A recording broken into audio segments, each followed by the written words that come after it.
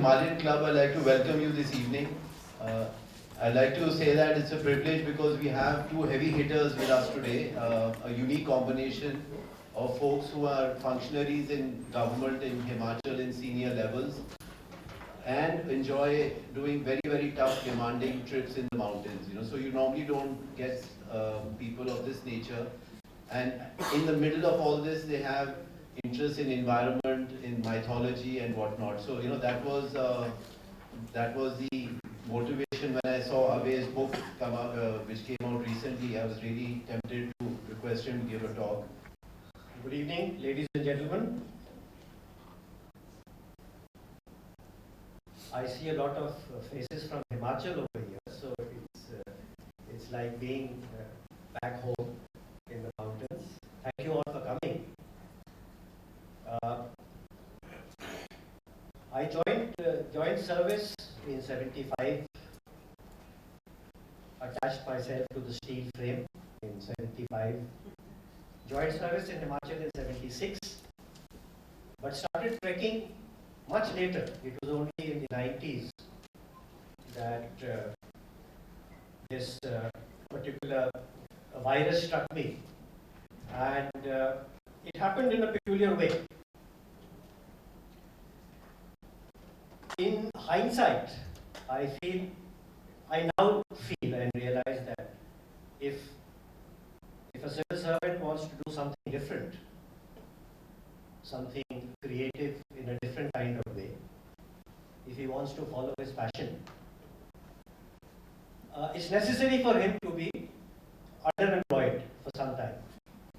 Either, I wouldn't say unemployed, that's too drastic, but it's necessary to be underemployed for some time so that he can find the time to pursue his interests.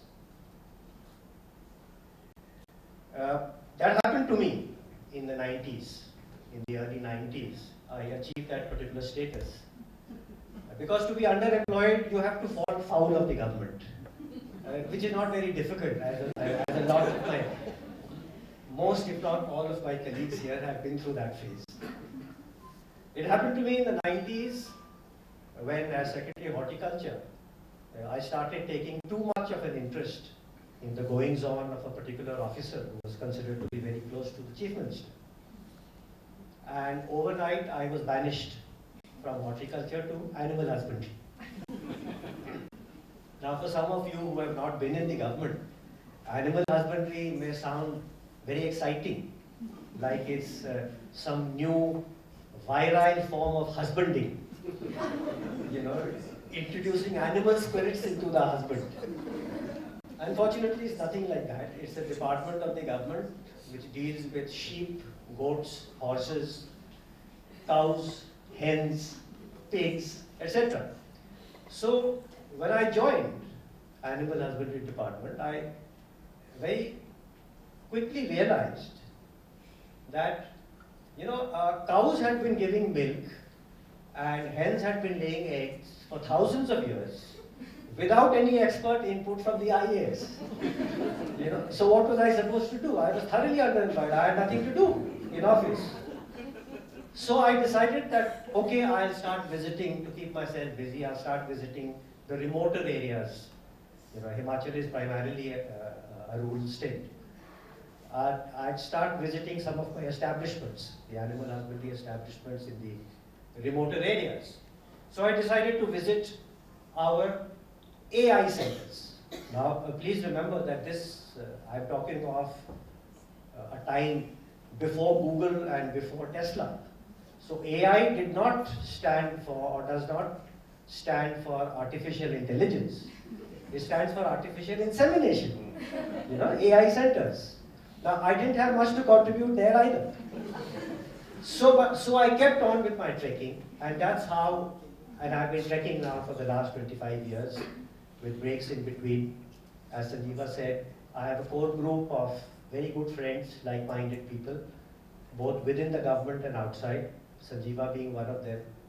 And we've done a lot of treks together, still manage to do it when I get the time.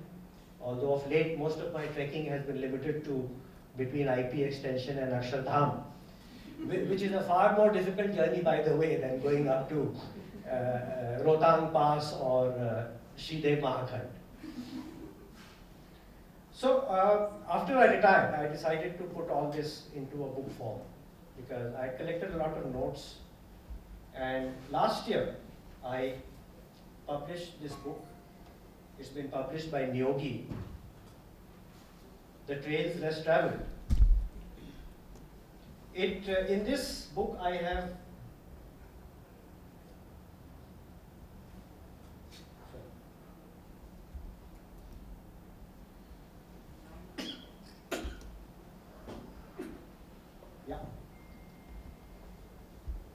I've written about 12 of the more interesting and picturesque treks which I had undertaken in 5 districts: Kullu, Shimla, Lahaul Spiti, Kangra, and Chamba.